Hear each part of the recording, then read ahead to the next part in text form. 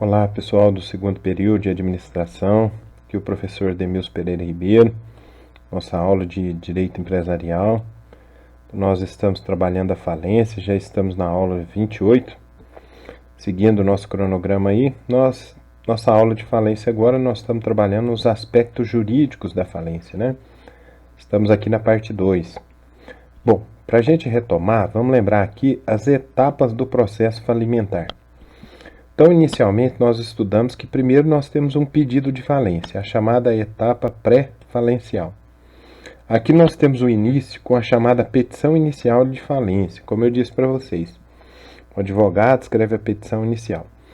Essa primeira fase, ela tem o término com a chamada sentença declaratória de falência, que nós estudamos na aula passada, sentença declaratória de falência, os efeitos jurídicos da sentença declaratória de falência.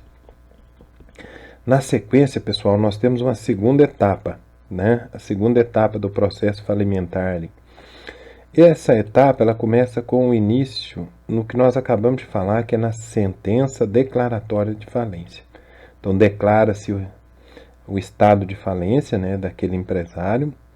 E aí ele só vai ter término, essa etapa, com o encerramento do procedimento de falência. Na sequência, o que nós teríamos? Uma terceira etapa, que é a chamada etapa de reabilitação. Então, após o encerramento, a sentença de encerramento do processo de falência, aí nós começamos a contar esse período aqui, que é a etapa de reabilitação. Compreende a declaração de extinção das responsabilidades de ordem civil do devedor falido. Aqui, então, o devedor falido ele vai encerrar toda a responsabilidade que ele havia. Para recordar um pouquinho, vocês acompanharem essas fases do processo de falência, nós temos a decretação da falência. Então, tudo aqui com base na Lei 11.101 de 2005. A decretação de falência vai do artigo 94 a 101. Aí nós temos a arrecadação e custódia dos bens, artigo 108 a 114. Habilitação e verificação dos créditos, artigo 7 a 20. Execução dos contratos da massa falida, que nós já vimos, artigo 115 a 128. Ineficácia e revogação dos atos, que nós vamos ver hoje, artigo 129 a 138. Realização do ativo, que vai ser na próxima aula, artigo 139 a 148. Pagamento dos credores também, na próxima aula, 149 a 153. E aí, o encerramento da falência. Está nos artigos 154 a 160. Encerrada a falência aqui, então, nós temos aqui a primeira fase, a segunda fase, encerrada a falência, depois é o período de reabilitação. Bom, então vamos trabalhar um pouquinho aqui a arrecadação e a realização do ativo, né? Arrecadação dos bens.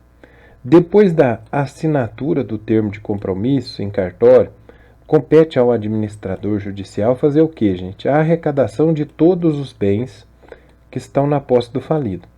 Acontece que muitas vezes alguns bens e alguns equipamentos que estão na empresa não pertencem a ela, sendo cedidos a título de comodato, locação pelo franqueador, por exemplo. Mas o que fazer se o administrador, por desconhecimento, arrecadar estes bens, ou seja, os bens que não pertencem ao falido? Em situações como essa, é preciso que o verdadeiro dono do bem, indevidamente arrecadado, proponha uma ação incidental. Essa ação ela é chamada de pedido de restituição. Então presta atenção aqui, hein? Pedido de restituição, a qual será autuada em separado pelo juiz, determinando-se a intimação do falido para se manifestar. O que é manifestar é contestar. Contestação no prazo de 5 dias. Onde há previsão legal? Nós temos no artigo 139 da Lei 11.101 de 2005, que diz que, logo após a arrecadação dos bens, com a juntada do respectivo auto ao processo de falência, será iniciada a realização do ativo. Então, nós temos aqui no artigo 85, o proprietário de bem arrecadado no processo de falência, ou que se encontre em poder do devedor na data da decretação da falência, poderá pedir a sua restituição. Por isso que essa ação é chamada de pedido de restituição. Parágrafo único diz que também pode ser pedida a restituição de coisa vendida a crédito e entregue ao devedor nos 15 dias. Então nós temos um limite temporal aqui, 15 dias anteriores ao requerimento de falência, que é o ajuizamento da ação de falência, se ainda não alienada. Né? Então imagina que foram entregues bens, se esses bens ainda não foram vendidos, tudo bem, pode pedir a restituição. Então imaginemos que a entrega de determinada mercadoria comprada a crédito pelo devedor falido ocorreu 10 dias antes da decretação de falência. Nessa hipótese, como o vendedor ainda não recebeu todo o valor do bem, é possível que ele requeira a restituição dentro do prazo. Lembrando que o prazo, 15 dias. O objetivo aqui, pessoal, é o quê? É tutelar o crédito público, o legítimo interesse do mercado, dentre outros aspectos. Onde está previsto isso? Está previsto no artigo 87. O pedido de restituição deverá ser fundamentado e descreverá a coisa reclamada. O juiz mandará autuar em separado o requerimento, que é o requerimento ou pedido de restituição, que nós estamos falando, com os documentos que o instruírem, né, provando que realmente quem é o dono, a intimação do falido, do comitê de credores, do administrador judicial, para que no prazo sucessivo de 5 dias se manifestem valendo como contestação a manifestação contrária à restituição. O contestado o pedido e deferidas provas porventura requeridas, o juiz designará uma audiência de instrução e julgamento, se necessário. Não havendo provas a realizar, os autos serão conclusos para a sentença. Então, o juiz pode decidir em audiência ou sem audiência. A sentença que reconhecer o direito do requerente determinará a entrega da coisa. E essa coisa será entregue em 48 horas, porque veja que ela já está um certo tempo ali nas mãos de quem não é o verdadeiro dono. O artigo 86 também diz que proceder-se-á à restituição em dinheiro, nas seguintes hipóteses. Veja, se a coisa não mais existir ao tempo do pedido de restituição. Então, feito o pedido de restituição, a coisa não mais existe. Hipótese em que o requerente receberá o valor da avaliação do bem, ou, no caso de ter ocorrido sua venda, o respectivo preço. Em ambos os casos, nós teremos que o valor será atualizado. A segunda hipótese é a importância entregue ao devedor em moeda corrente nacional decorrente de adiantamento, contrato de câmbio para exportação. Então, se é um objeto, né, que foi exportado e aí tem dinheiro ali para isso. Observe a nota. O contrato de câmbio ele tem por objeto a regulação da transação financeira em que é efetuada a conversão da moeda nacional para a moeda estrangeira. Terceira hipótese, gente, é a entrega dos valores. Então, dos valores entregue ao devedor pelo contratante de boa-fé nas hipóteses de revogação ou ineficácia do contrato. Então, nessa hipótese aqui, o contrato foi revogado ou ocorreu a ineficácia do contrato, aquele contratante devolve de boa-fé aqueles valores que serão entregues ao seu devido dono. O parágrafo único diz que as restituições de que trata esse artigo somente serão efetuadas após o pagamento previsto no artigo 151. Então, veja que nós temos uma segurança aqui, que é o pagamento do artigo 151. O que diz o artigo 151, pessoal? O artigo 151 diz assim: o crédito relativo a contribuições, cotas e respectivos adicionais ou acréscimo de qualquer natureza arrecadados pelos órgãos competentes, bem como a atualização monetária, juros de mora, né, que é os juros pelo atraso aqui, estão sujeitos nos processos de falência, concordata ou concurso de credores a disposições atinentes a créditos da União, aos quais serão equiparados. Aqui no parágrafo único nós temos uma situação específica, que é do Instituto Nacional de Seguro Social, o INSS. O INSS ele vai reivindicar, reivindicará os valores descontados pela empresa de seus empregados. Então, o que a empresa fez? Ela descontou os valores, mas ela não repassou para o INSS. Então, o que o INSS vai fazer no processo de falência? O INSS vai cobrar esses valores, porque o INSS não pode ficar com esse prejuízo. O empresário agiu de má fé. Então nós temos que não recolhidos. A empresa descontou o valor a título de contribuição previdenciária da remuneração do empregado, mas não repassou o INSS. Isso aqui está previsto na Lei 8.212 de 91, que é o Plano de Custeio da Seguridade Social. Agora, os valores recolhidos dos empregados, gente, a título de contribuição previdenciária, não podem incorporar-se à massa falida, porque não fazem parte do ativo da empresa. Sequer há que se falar em preferência de créditos trabalhistas, pois há, assim, a incorporação ao patrimônio do falido, que não é, nesse caso aqui, um mero intermediário, né? É apenas um mero intermediário entre o empregado, que foi descontado os valores, e o INSS, onde os valores devem ser pagos. Então o INSS pode o quê?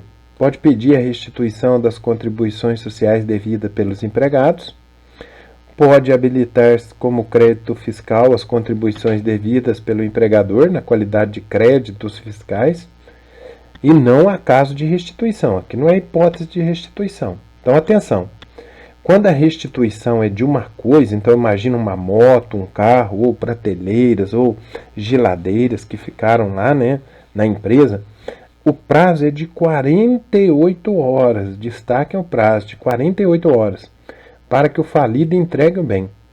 Diferentemente se é da restituição em dinheiro. Ela será feita junto com o pagamento dos demais credores ao final do processo de falência. Então tem essa diferença. Se há um bem, esse bem deve ser entregue em 48 horas. Agora, se nós estamos falando em valores, em dinheiro, isso vai ser pago posteriormente. 9.2, pessoal, o que nós vamos trabalhar? Da ineficácia e da revogação dos atos praticados antes da falência. Declarar a ineficácia do ato, gente, equivale a determinar o que? A devolução das quantias e bens retirados indevidamente do montante que compõe a massa falida. Então, o que acontece aqui? Foi declarada a falência, mas o empresário, de maneira ardilosa, saqueou a empresa. Isso está errado, ele vai ter que devolver. Então, o que diz o artigo 136 da Lei 11.101 de 2005, a nossa Lei de Recuperação e Falência? Diz o seguinte: reconhecida a ineficácia ou julgada procedente a ação, e aí nós vamos ficar de olho nessa ação aqui, a ação revocatória, né, que faz a revogação desses fatos, as partes retornarão ao estado anterior. E o contratante de boa-fé terá direito à restituição dos bens ou valores entregues ao devedor. Então, segundo o professor Fábio Ulloa Coelho, a ineficácia desses atos e contratos ela pode ser classificada em duas categorias, pessoal. Nós vamos ter primeiro a chamada ineficácia objetiva. A ineficácia objetiva é sempre relacionada ao objeto, à coisa. Ela tem previsão legal no artigo 129 da Lei 11.101 de 2005. Não interessa a intenção do agente, isso é muito importante. Então, não interessa a intenção do agente. Isto é, não se apura o ânimos de fraudar. Então, não interessa se ele teve intenção ou não de fraudar. O critério aqui é objetivo. Ele retirou bens que não deveriam ser retirados da massa falida. Portanto, ele tem que devolver esses bens à massa falida. Então, podendo ser declarado de ofício para o juiz, né? Então, se o juiz está analisando o processo de falência e ele identifica que bens foram retirados da empresa indevidamente pelo falido, o que o juiz vai fazer? Declara a ineficácia da retirada desses bens. Seja venda, seja doação, o que for. Agora vamos trabalhar a ineficácia subjetiva. Enquanto a ineficácia objetiva se refere aos objetos, às coisas, a ineficácia subjetiva está relacionada com os sujeitos, né? Ela tem previsão legal, está no artigo 130, e o que nós podemos esclarecer é que interessa a intenção do agente. Então aqui, ao contrário da anterior, que era objetiva, né, estava ligada direto aos objetos, às coisas, não tinha preocupação nenhuma com a intenção do agente, aqui na ineficácia subjetiva é fundamental analisar a intenção do agente, né? Então nós temos, sendo indispensável a apuração da existência do conluio por parte do devedor falido. Então, bens foram retirados da massa falida. É fundamental saber se houve uma motivação fraudulenta da retirada desses bens. Então, além de efetivo prejuízo à massa falida. A ineficácia subjetiva, ela não pode ser declarada de ofício. Presta atenção, hein? Ela não pode ser declarada de ofício pelo juiz, tendo em vista que há necessidade de produção de prova do fato.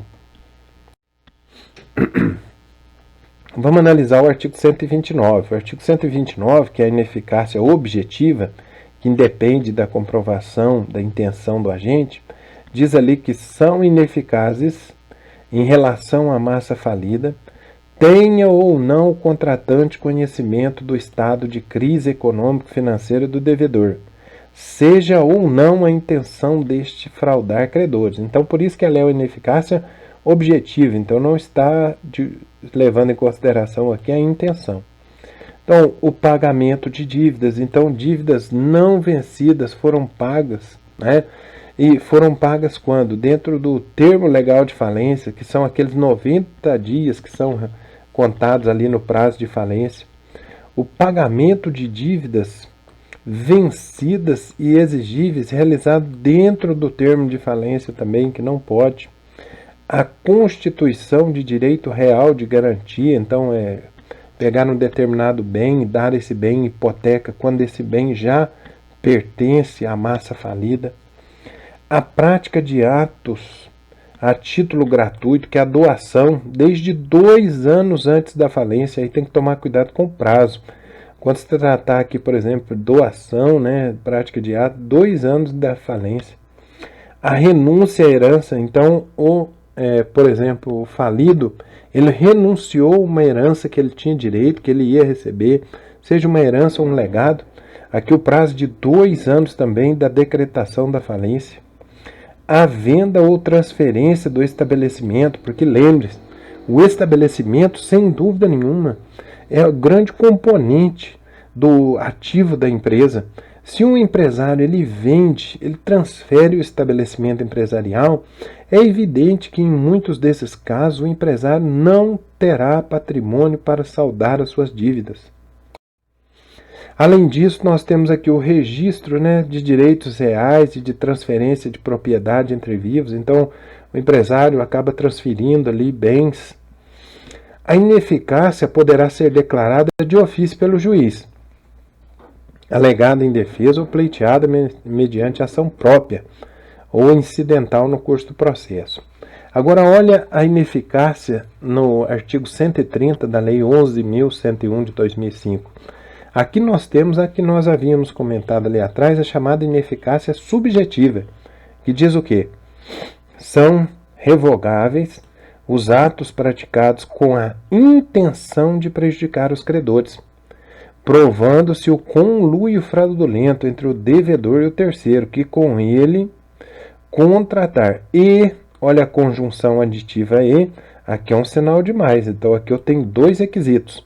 O primeiro, que é o conluio fraudulento, e o efetivo prejuízo sofrido pela massa falida. Porque é evidente, se a massa falida não sofreu nenhum prejuízo, não tem interesse nenhum de declarar ineficácia. Pessoal, agora vamos trabalhar então a ação revocatória. Fiquem de olho aí na palavrinha, né? Revocatória. O artigo 132 diz que a ação revocatória, de que trata o artigo 130, que a gente acabou de ler, né? Trabalhando ali a ineficácia subjetiva de determinados atos desta lei, deverá ser proposta por quem? Quem poderá propor essa ação? O administrador judicial, qualquer credor, é importantíssimo que vocês observem isso, o Ministério Público. E olhe o prazo, pessoal. A ação revocatória ela pode ser proposta 3 anos. Esses 3 anos eles são contados da onde? Da decretação da falência. Então, atenção. Segundo a doutrina, que são os estudiosos do direito, tanto nas hipóteses do artigo 130, quanto nas previstas no artigo 129, serão objeto do que nós chamamos de ação revocatória, que é destinada a requerer a ineficácia dos atos praticados pelo devedor falido. Vamos ficar de olho no prazo. O prazo é de 3 anos, contado de onde? Da decretação da falência. A legitimidade ativa, como eu li ali com vocês, é quem pode propor essa ação. Quem pode propor essa ação? Qualquer credor da falência, o administrador judicial da falência e o Ministério Público.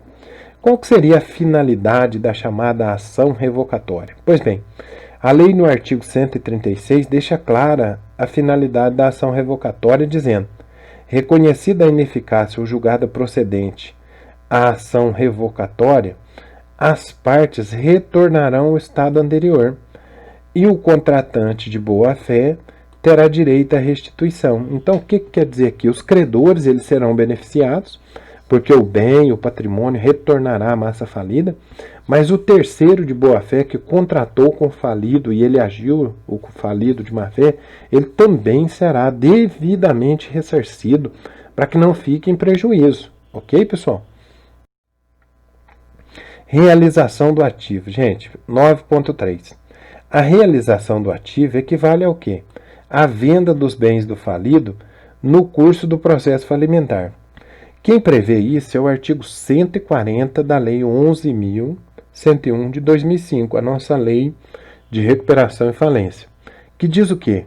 A alienação dos bens será realizada em uma das seguintes formas, observada a seguinte ordem de preferência. Então veja, quando o artigo 140 fala da realização do ativo da empresa, ele fala das formas que devem ser seguidas e, além de tudo, deve ser observada a ordem de preferência da realização desse ativo.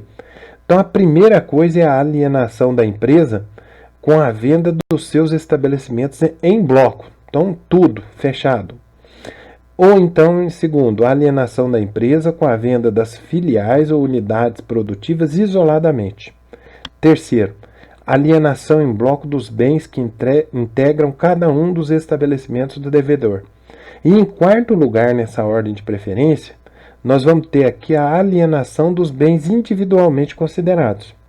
Ainda é importante observar que o artigo 142 nos traz a seguinte previsão: o juiz, ouvido o administrador judicial e atento à orientação do Comitê de Credores, se houver, ordenará que se proceda à alienação do ativo numa das seguintes modalidades. Então, o que o juiz pode fazer? Ele pode fazer leilão por lances orais, pode fazer propostas fechadas, que ficam em sigilo nos envelopes até o dia da abertura, ou então pode fazer também o pregão. Isso tentando tornar mais dinâmico o processo. Uma nota importante aqui, pessoal, é o seguinte: a proposta fechada, ela caracteriza uma situação na qual os potenciais compradores, eles protocolam no cartório da vara judicial o envelope lacrado com a proposta de compra. No dia da audiência, o juiz abre as propostas, comparando-as e outorga o bem a quem tiver oferecido as melhores condições.